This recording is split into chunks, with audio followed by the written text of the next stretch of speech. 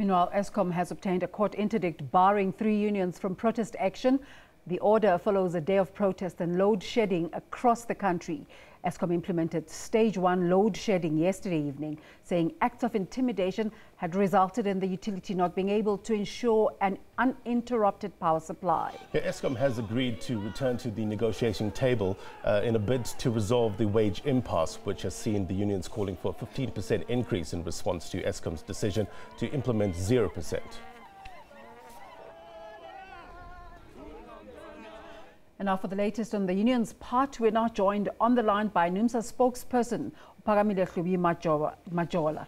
Phakamile, what has changed since embarking on protest action yesterday in terms of your demands? Nothing has changed since we've embarked on protest action yesterday. We are still waiting to engage meaningfully with Eskom.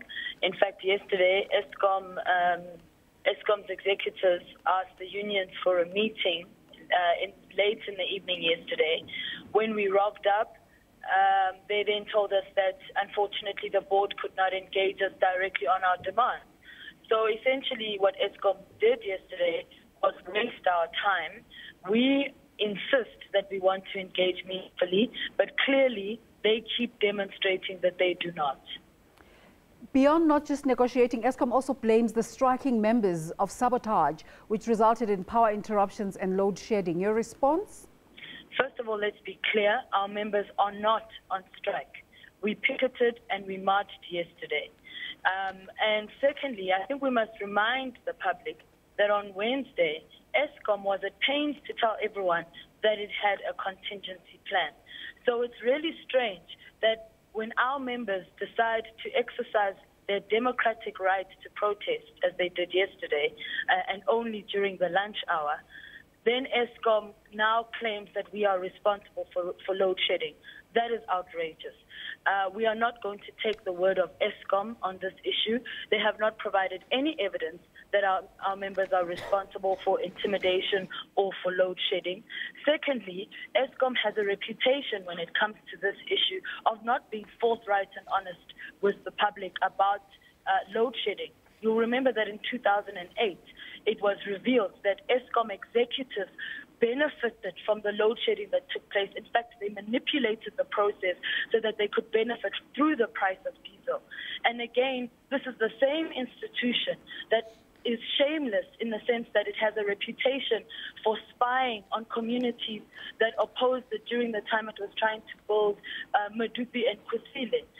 It has that type of reputation. And right now what it's trying to do through propaganda is to portray our members as savages, portray them as aggressive, and portray them as if they're the ones who are responsible for sabotaging the SOE, when in fact, when you look at how this SOE has been run, the management at Eskom has actually been sabotaging Eskom consistently. And now Eskom has sought an interdict against the 3 unions. How are you responding to that? We are going to study the judgment. We have left that matter up to our attorneys, and that's as far as I'm going to say on the interdict. But in a more general, terms, we believe that our members have rights, just like every other South African, to picket and to demonstrate and to voice their discontent against the brutal employer. So we will be sitting with our lawyers to map a way forward around that issue. That was my next question, actually. What's the way forward now for Numsa? As I said, with regards to the interdict, that's something that we're going to have to sit down and discuss with our lawyers in terms of how we engage with that issue.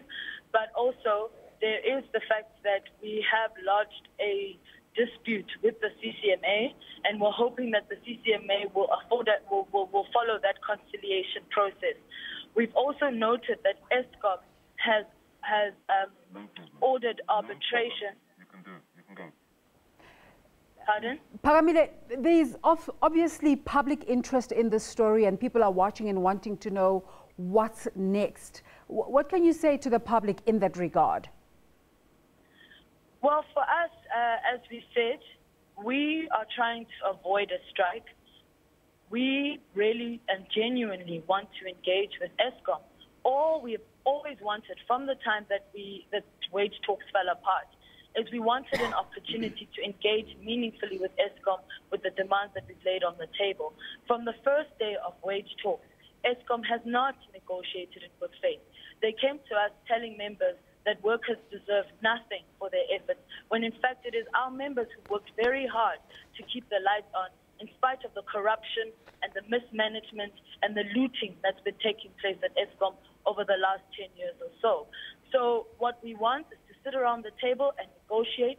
Nobody wants a strike because it's not in our interest to go on strike. It's our members and their families who suffer ultimately if there is a strike because they are denied wages. Phakamile Hlubi-Majola is a spokesperson with Numsa.